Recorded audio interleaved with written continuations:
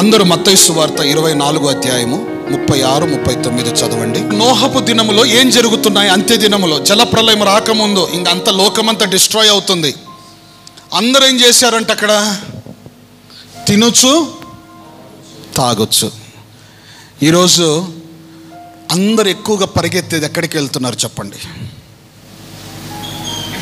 తినేది త్రాగేది ఎక్కడుంటుందో అక్కడికి క్యూ గట్టి పరిగెత్తుతున్నారు. డబ్బులు ఖర్చు చేసుకొని పరిగెత్తుతున్నారు.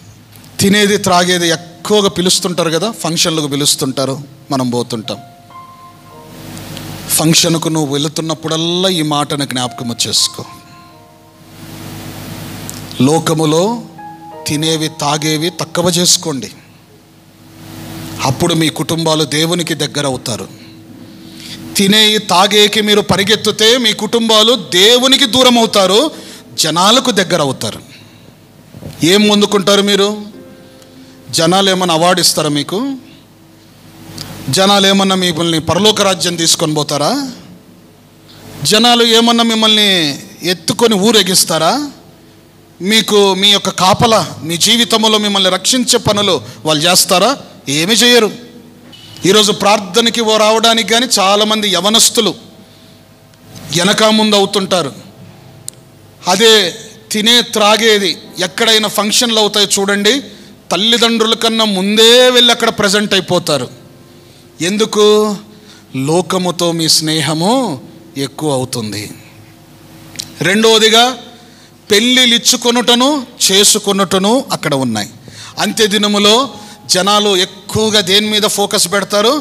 వివాహ కార్యాల మీద. వివాహ కార్యము ముఖ్యమే, అయితే దేవుణ్ణి ప్రక్కన పెట్టి వివాహ కార్యముల మీదనే వాళ్ళ జీవితాలను ఆనుకొని ఉంటారని. అంటే enjoyment.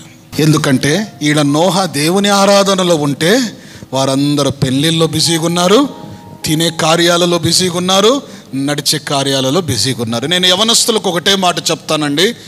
In this last days don't spend your time in the marriages, don't spend your time in the functions, what ever it is against God.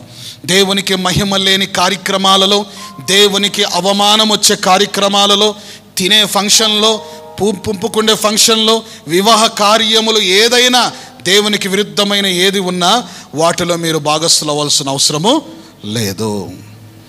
వివాహం అవసరమే, అది దేవునికి మహిమకరమైన వివాహములలో మీరు భాగస్థులవుతే దేవునికి సంతోషం అండి. హల్లెలూయా.